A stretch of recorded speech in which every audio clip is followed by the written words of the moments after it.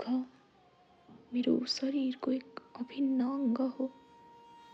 जसरी हावा मेरो श्वास नली हुँदै फुक्सोसम्म पुग्छ अनि मेरो आँसु आँखाबाट निस्केर मेरो गालालाई चुम्छ, त्यसै गरी दुःख मेरो रगतसँगै नलीमा बग्छ। म जत्तिसुकै खुसी समेट्न खोजु, आशावादी भई दुनियाँलाई रङ्गीन देख्न खोजु, तर दुःख निकै चोर बिरालो चालले मेरो मस्तिष्कमा छिर्छ।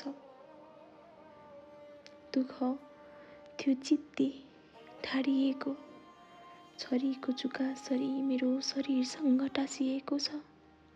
मेरो रगत रूपी सुखमा ढाडिँदै माथिँदै दुःख मेरो शरीरको एक अभिन्न अङ्ग बनेको छ।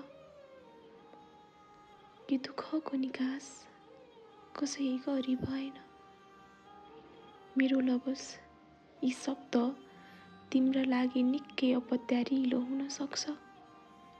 नाटकीय बोली तिमीलाई लाग्न सक्छ, तर आफ्नै अङ्गलाई काटे म सरल जीवन जिउँ कसरी?